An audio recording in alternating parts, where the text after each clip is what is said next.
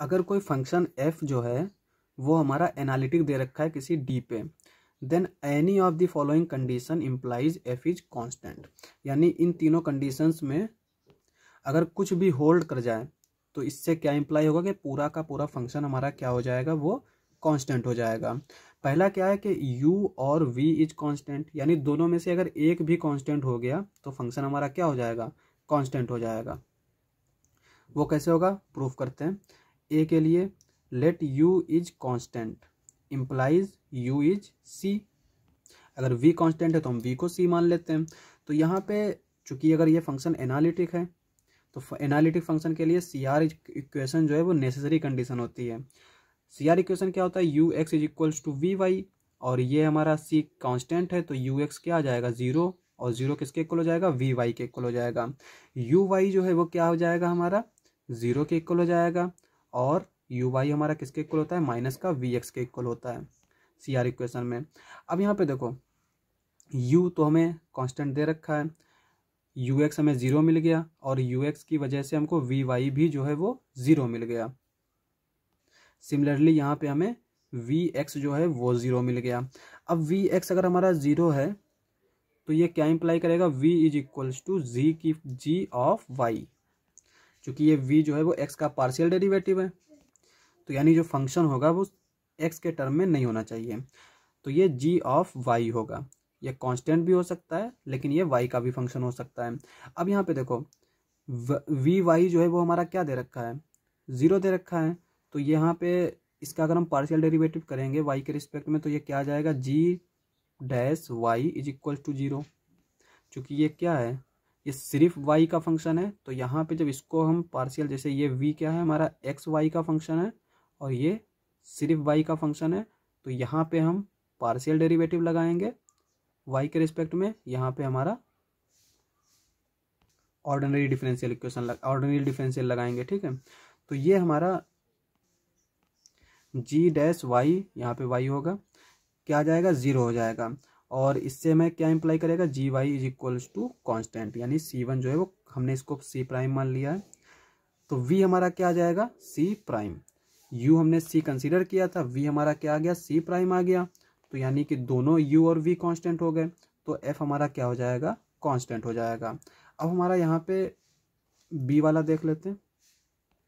B क्या कहता है कि modulus of F is constant then F is constant, और फिर उसके बाद में C आएगा, argument of F is constant, ठीक है, यानी कि tan inverse V upon U। हालांकि आर्ग्यूमेंट F जो है वो tan inverse V upon U नहीं होता है, लेकिन होता क्या है कि इसमें या तो ये pi minus tan inverse V upon U होगा, यहाँ पे मॉड भी लगा सकते हैं, ठीक है, या फिर यहाँ पे केवल माइनस होगा, तो वो सब कांस्टेंट में आ जाएगा, तो उसको हम आगे देख लेंगे, ठीक है। तो हम इसी तरह से प्रूफ करेंगे। डी क्या है, if u and v lie on a curve, अगर u और v जो है वो किसी कर्व पे लाई कर गए तब भी फंक्शन हमारा कांस्टेंट हो जाएगा। यानी अगर u और v सर्किल को सेटिस्फाई कर रहे हैं, पैराबोला का सेटिस्फाई कर रहे हैं, इस तरह की कहीं भी कर्व पे अगर लाई कर रहे हैं तो ये हमारा फंक्शन को कांस्टेंट कर देगा। तो हम पहले b को प्रूफ कर लेते हैं, modulus of f is constant. हम जो है यहाँ पे इन तीनों में a का यूज करेंगे। तो मॉडुलस f ये कांस्टेंट है, इसको हमने c मान लिया। ये क्या इंप्लाई करेगा, under root u square plus v square is equals to c. Modulus of f क्या होता है, यही होता है। ये हो जाएगा u square plus v square is equals to c square. अब c के पास कितनी चॉइस है, हमारी 2 चॉइस हैं, या तो ये c 0 हो जाए या फिर ये नॉन जीरो हो जाए। अगर c 0 हो जाएगा तो हमारा u और v दोनों 0 हो जाएगा, क्योंकि u स्क्वायर पॉजिटिव हो जाएगा, v स्क्वायर पॉजिटिव हो जाएगा। अगर c 0 है और u अगर हमारा कोई नॉन जीरो है, ये भी नॉन जीरो है, तो ये भी पॉजिटिव टर्म, ये भी पॉजिटिव टर्म, तो कभी भी ये 0 नहीं होंगे, तो दोनों को 0 होना पड़ेगा। तो इसलिए हम क्या करते हैं, c को नॉन जीरो लेके चलते हैं।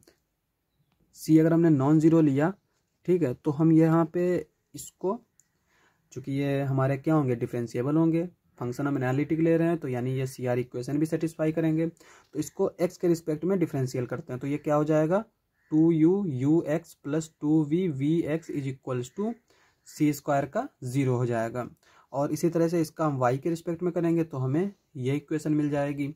और ये क्या इंप्लाई करेगा, हमने दोनों में 2 कॉमन लेके कैंसिल कर दिया, तो ये हमारी इस तरह से इक्वेशन आ जाएगी। फंक्शन एनालिटिक है तो ये सी आर इक्वेशन सेटिस्फाई करेगा। तो इसको हम किस तरह से लिख सकते हैं, यू एक्स, यू को इसी तरह लिखा रहने देते हैं।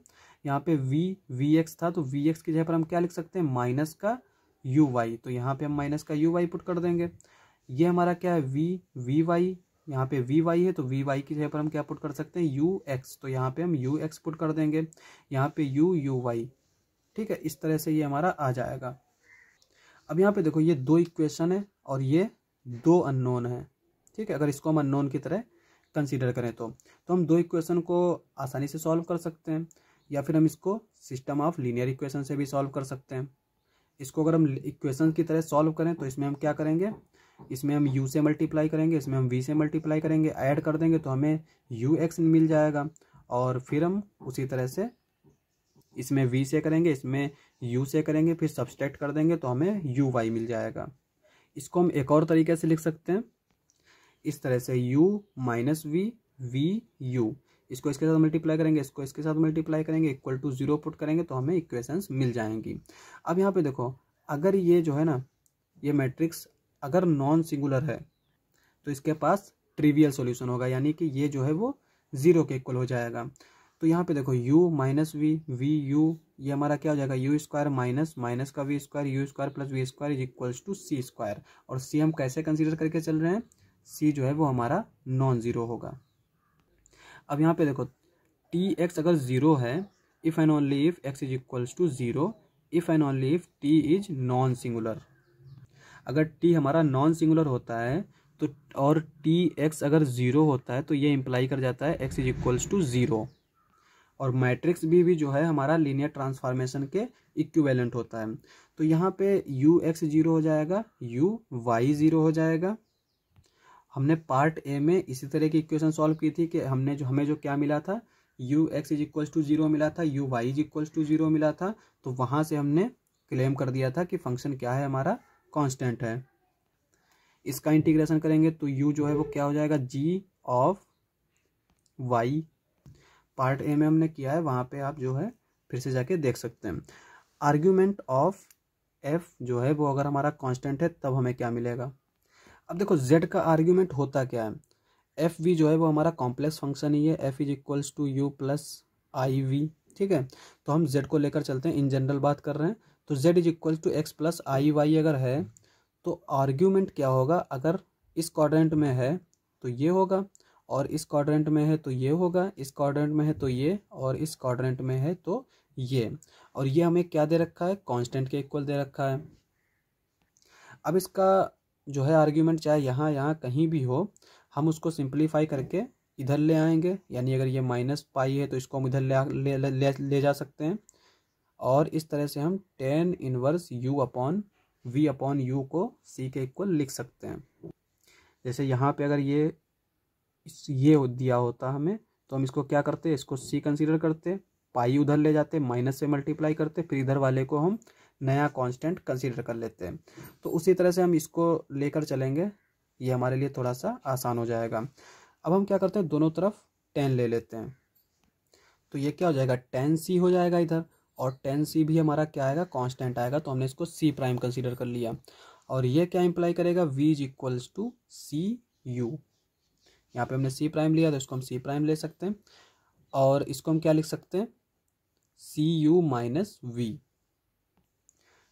अब यहाँ पे देखो फंक्शन हमारा किस तरह से दे रखा है, u plus i v type के। अब हम एक नया फंक्शन डिफाइन करते हैं, जी जेड, किस तरह से, c plus i u plus i v. ये फंक्शन हमारा क्या है, एनालिटिक है, और ये क्या है, कांस्टेंट है। यहाँ पे ये कांस्टेंट है, ये एनालिटिक फंक्शन है, तो हमारा क्या होता है, g इज एनालिटिक। तो ये हमारा g भी एनालिटिक हो जाएगा, as it is a constant multiple of analytic function. तो अगर कोई फंक्शन जो है वो कांस्टेंट मल्टीप्लाई करें और वो फंक्शन एनालिटिक है, तो जो नया फंक्शन मिलेगा वो भी फंक्शन एनालिटिक ही होगा। अब इसको हम क्या करते हैं, मल्टीप्लाई कर देते हैं, तो ये हमें किस तरह से मिल जाएगा, इस तरह से मिल जाएगा। अब यहाँ पे देखो c prime u minus v, ये हमारा क्या दे रखा है, 0 दे रखा है।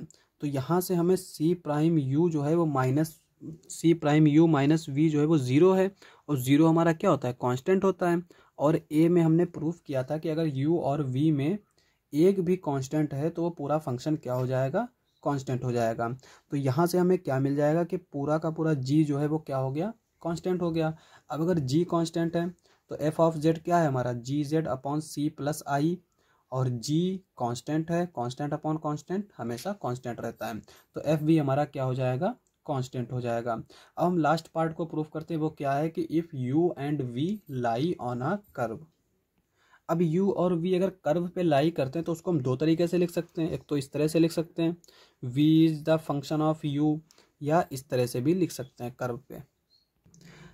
तो हम दोनों तरीके से सॉल्व कर लेंगे। यहाँ पे देखो, इसको अगर हम x के रिस्पेक्ट में डिफरेंशियल करेंगे तो ये हमें क्या मिल जाएगा, v x is equals to phi dash u x. अगर y के रिस्पेक्ट में करेंगे तो ये हमें मिल जाएगा v y is equals to phi dash u y. और इसको हम किस तरह से लिख सकते हैं, इस तरह से भी लिख सकते हैं, ठीक है। अब देखो ये फंक्शन क्या है हमारा, एनालिटिक दे रखा है, तो ये सी आर इक्वेशन सेटिस्फाई करेगा।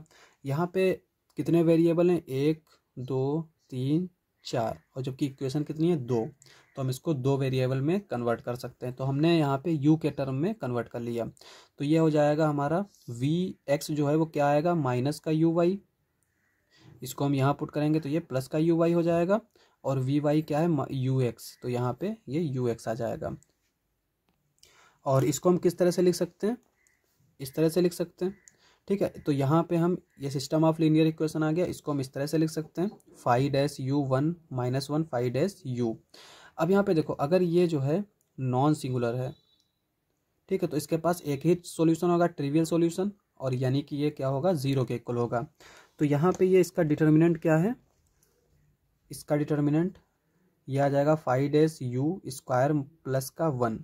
अब देखो 1 तो हमारा कभी ज़ीरो होगा नहीं, और ये अगर ज़ीरो भी हो जाए तो ज़ीरो में 1 ऐड करेंगे तो ये कभी ज़ीरो नहीं होगा, ठीक है। यानी ये अगर हम पॉजिटिव निगेटिव ज़ीरो यानी रियल नंबर कुछ भी आए उसका स्क्वायर करेंगे तो ये हमेशा क्या रहेगा, पॉजिटिव रहेगा, और उसमें 1 ऐड कर दिया तो ये कभी भी ज़ीरो नहीं हो सकता।